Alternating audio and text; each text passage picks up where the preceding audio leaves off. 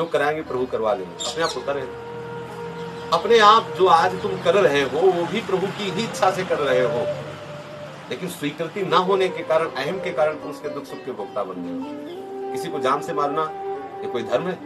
अर्जुन कह रहा मैं नहीं मारूंगा। ये गुरु जी हैं जिन्होंने हमें धनुष पर प्रत्यंचा चढ़ाना सिखाया, ये भीष्म जी हैं जिन्होंने उंगली पकड़ के चलाना सिखाया, ये कृपाचार्य हैं जिन्होंने हमको प्यार किया। ऐसा जो बलवान आ गया हमारे पीठ दे दे, अरे काल का भी महाकाल है, कोई इसके आगे बोल नहीं सकता, सही सब सामर्थ्यशाली। अब भैया क्या परेशानी, अब क्या चाहिए तुमको? अब अगर तुम दुखी हो रहे हो तो अपनी मूर्खता से दुखी हो रहे, ऐसा मालिक मिल गया है। तो हम कहीं एकांत में हो, कोई आ जाए, एकांत में हो, पहले वो होगा जहां पे एकांत होगे, पहले वो वहां विराजमान होगा। आपके जाने से पहले, आपके पैर रखने के पहले वो वहां विराजमान हो। भय किस बात का? हर समय अनुभव करो कि मेरे प्रीतम मेरे साथ है, और जब मेरे प्रीतम मेरे साथ है तो दूसरा कोई है ही नहीं, दूसरा कोई कुछ कर ही नहीं सकता, कुछ है ही नहीं। जब ये बात साधक ये बात सोचता है और सिद्ध पुरुष को अनुभव होता है, तभी तो कहीं को उसका बाल बांका नहीं कर पाता। बड़े बड़े विघ्न उसके साथ, नाटक में देखो, लीला देखो, बड़े बड़े विघ्न भक्तों के साथ किए जाते हैं, कहीं कोई उनको गिरा पाया अपनी स्थिति से? वो बस इसी स्वरूप को देखते हैं। जिसे संपूर्ण जगत से द्रोह करने का पाप है, बड़े साधु सेवी हैं, ये अंदर आकांक्षा है, ये मान है, ये जब तक रहेगा तब तक हमारे अंदर रस की उत्पत्ति नहीं हो पाएगी। मान और परिहरि मान मोह मद है, परिहरि मान मोह। अब देखो मोह क्या है? शरीर और शरीर संबंधियों का, कि प्रभु आपकी सेवा भजन तो सब करें, लेकिन मेरी जो पत्नी है, मेरे जो बच्चे हैं, मेरा जो परिवार है, ये इसको कष्ट नहीं। मोह किस बात का? सही पूछो तो तुम अकेले नहीं रह सकते थे, इसलिए पत्नी और बच्चों का रूप धारण करके तुम्हारे पास आया। तुम अकेले नहीं रह सकते थे ना, तुम्हारे तो क्या करे, अब बहुत प्रेम करते हैं, वो बड़े तुम्हारे प्रेमी हैं, तो उन्होंने पत्नी रूप धारण कर लिया और उन्होंने पुत्र रूप धारण कर लिया और आपके साथ हो गए। अब आप इतना मोह, अगर उनको असली रूप में देखो, प्रभु आप ही तो फंसोगे नहीं। अगर मेरी पत्नी तो फिर घाटे का सौदा हो जाएगा, क्योंकि प्रभु को जो ही भूलोगे तभी आप दंड के पात्र बन जाओगे, फिर माया आपको अपने अंदर में ले लेगी, प्रभु के अंदर से आप अलग हो जाओगे। इसलिए मोह और मद, अहंकार मत करो। जो कुछ हो रहा है प्रभु की इच्छा से, मान लो आपसे कोई सत्कर्म हो गया, कोई बहुत बड़ा सत्कर्म हो, तो अहंकार क्यों करते हो कि मैंने किया? अगर आप कर सकते थे तो पहले कर लेते। अगर नहीं कर पाए हो तो निश्चित समझो प्रिया जी के द्वारा ये कराया गया है, श्री जी के द्वारा कराया गया है। भक्तों का हर कार्य ठाकुर के द्वारा होता है, उनके इष्ट के द्वारा होता है। मोह मद क्या है? मान, मोह और मद भजौ कोशलाग, इन तीन का त्याग करना है। मान का त्याग करना है, मोह का त्याग करना है और अहंकार का त्याग। ये तीनों तभी त्याग हो जाएंगे जब प्रभु की कृपा हो जाएगी। वास्तविक पूछो तो तुम त्याग नहीं कर पाओगे। आसपास से इतने डंडे लगा दिए जाएंगे कि अपने आप अनुभव में आने लगेगा कि हम सबसे छोटे हैं। हर प्रयास निष्फल कर दिया जाएगा। जितना तुम मान चाहोगे उतने तुम्हारा अपमान करवा दिया जाएगा। जहां जहां तुम मोह करोगे उससे मोह का नाश कर दिया जाएगा। प्रभु कृपा में जितना अहंकार करोगे उतने नीचे झुका के रौन देंगे। समर्थ डॉक्टर शरण होने के बाद ये भी मत सोचो कि यार मान मोह मद हटने के बाद ही रस मिलेगा, तो मान मोह मद कैसे हटेगा? हटाना हो हटा देना, हटाना हो ना हटा देना, अपने तो आनंद लो। अपनी जो बात है वो ऐसी, मान लो ये हटाना है तो आप समझ लो हटा लो। उनसे बता दो कि हटा देना है मान मोह मद। सुनते हैं कि आपके मार्ग में परेशानी की बाधा है, हटा देना, आपको आवश्यक समझ में आ रहे तो हटा। हम तो जैसे हैं तैसे आपके हैं, बस इतनी बात। देखो कितना आनंद आता है। और ये बोझा मत लादना कि हटाना वो करना है। हटाना करने की हमारी सामर्थ्य होती तो फिर आपके पास क्या था? करो ना, आप जो हटाना हटा दो, जो जोड़ना जोड़। एक चीज हमको केवल करनी है, उनसे अलग नहीं होना। बिसरियो इस पे हमारा समझौता नहीं होगा। याद उनकी भूल जाए ये समझौता नहीं होगा कि अब याद करवाना हो तो करवा लेना, न करवाना हो तो न करवा लेना। ये अभी स्थिति नहीं है। जब ऐसी स्थिति आ जाएगी ना, तो ऐसा संतों ने कहा है कि मैं राम का भजन नहीं करता, राम मेरा भजन करता है। ऐसा कहा है संतों ने। वो स्थिति अलग है, अपनी इस पे समझौता भी नहीं करना, क्योंकि अपने समझौता कर लेंगे तो खिसक जाएंगे दूसरी जगह। अपनी स्थिति नहीं है ना, और सब ये समझौता है। सुमिरन में समझौता नहीं होगा। सुमिरन तो बस यही चित्त में है कि बिसरी हो ना विसारी हो, ये बात में, और सब ठीक है, इस पे कभी समझौता नहीं। आगे आशा बंधा समुत्कंठा नाम गाने सदा रुचि आसक्ति तद्गुणाख्याने प्रीति तद्वसति स्थले इत्यादयो भावासुर जात भावांकुरे जना।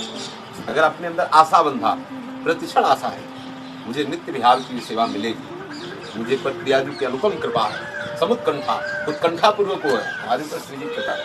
अरे क्या जाता है, कहो ना, जब कृपा का अनुभव होने लगेगा। अपनी मस्ती, अलबेली मस्ती, बेपरवाह हो कैसे हो रहे? चिंता है, किसी बल का और आश्रय, तभी तो बेपरवाह नहीं हो पा रहे। जब बल हो जाएगा ना, बेपरवाह होने लगेगा। वो हमारी है, उनकी कृपा से सब बात बन जाएगी और ठीक है, चकाचक आनंद खाओ पियो आनंद लो। हर समय उनके चिंतन मनन में भजन में चित्त जाते हैं, और उनके सिवा कोई आश्रय नहीं तो हम कहाँ जाएं? हमारे पास कोई बल है नहीं।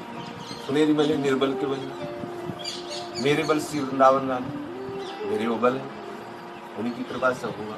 अब जो चीज हमें अंदर लगती है कि ये प्रियाजू से अलग है, उसके लिए हम रोए, प्रियाजू से प्रार्थना करें, इसको भी आप स्वीकार कर लो, हमारी इस वृत्ति को भी स्वीकार कर लो जो आपसे आ रहा है। तो निश्चित कृपा में ही है, वो स्वीकार उसको भी किए होंगे, लेकिन आपके अंदर भ्रम है ये बात, वो वृत्ति भी वही स्वीकार किए गए, पर हमारे अंदर भ्रम है। उस भ्रम का वो निवारण कर देंगे तो आपको दिखाई देगा जो वस्तु, जो व्यक्ति, जो स्थान हम प्रियाजू से अलग समझ रहे थे, वस्तुतः वो प्रियाजू ही हैं, उनसे अलग कोई वस्तु है नहीं। तो आप आनंदित भजन करो, सेवा में, सुमिरन में,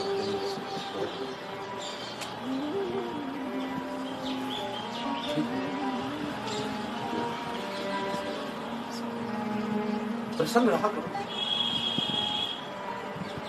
स्वार्थ परमार्थ समर्पित करके क्या बने क्या बने। जब तक अपने कल्याण की चाह है तब तक प्रसन्नता नहीं टिक सकती। जब कोई चाह ही नहीं रह गई, कल्याण नर्क मिले कि स्वर्ग मिले, हम क्या भगवत ने सीधी बात है, महापुरुषों को क्या कहें। उन्होंने कहा नर्क स्वर्ग अपवर्ग आस नहीं त्रास है, न मुझे आशा है कि स्वर्ग मिले कि मोक्ष मिले, और न मुझे इस बात का भय है कि मुझे नर्क मिलेगा। नर्क स्वर्ग नहीं अपवर्ग आस नहीं त्रास है, जा राखो ता रहो मान सुख रास है। जहां रखोगे हम उससे सुख की रास समझ करके वहीं रहूंगा। देव दया कर दान न भूलो के लिए, एक केवल शीश की मान। तो मैं आपकी खेल विलास लीला विलास को कभी भूलू नहीं, एक यही दया करके दान आपको भूलो। देव दया करे दान न भूलो के लिखो, भगवत बलित तमाल भी लोगों में। आपकी कृपा से मैं आपको इस रूप में देख सकूं कि जैसे तमाल पर कंचन की बेल लिपटी हो, ऐसे श्याम सुंदर के हृदय से आप विराजमान हो, हृदय में लिपटी हो, ऐसा मैं दर्शन निरंतर करता रहूं और मुझे प्रया करना। और ये उनकी देव दया करी दान, ये मुझे दान दे, किसी साधन से नहीं मिलता। ये जितना अपनापन और जगह है, इसको सब हटाना है, उनकी कृपा से हट जाएगा, लेकिन आपको प्रयास करना पड़ेगा, क्योंकि आपके अंदर सामर्थ्य है।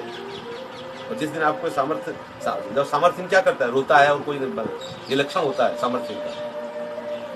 बच्चे को आप जैसे कुछ, और वो जब उसकी सामर्थ्य से अलग की बात हो जाएगी तो क्या करेगा, रोने लगेगा। जब सामर्थ्य से बाहर की बात आपको समझ में आने लगी तो रोना शुरू हो जाएगा। जिस दिन रोना जिस विषय में होगा वो बात सुधरती चली जाएगी। सुख दुख भुगते देह नहीं कत संख है, और निंदा स्तुति करो राव क्या रंक है। परमार्थ व्यवहार बनो के ना बनो, ये परमार्थ है, ये व्यवहार है, ये स्वार्थ बनो कि ना बनो। अंजन होय मन नयन रसिक भगवत, मेरे नेत्रों में अंजन की तरह बन करके आप विराजमान हो जाओ। परवार हो, बस उनका नाम ना भूले, ध्यान रखो। कितना मीठा नाम है राधा,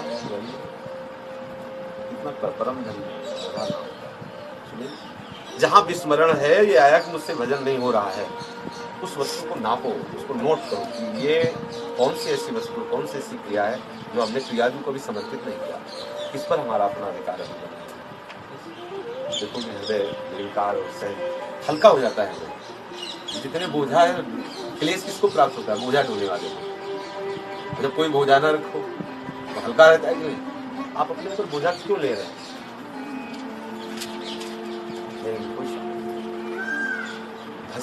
भजन करना, जब भजन ना होगा फिर ये सब अनुभव होना बंद हो जाए, होगा सब भजन से। हमें तो ऐसा कुछ नहीं लगता कि जहाँ प्रियाजू का विस्मरण हो जाए, कोई क्षेत्र ऐसा नहीं जहाँ विस्मरण हो जाए।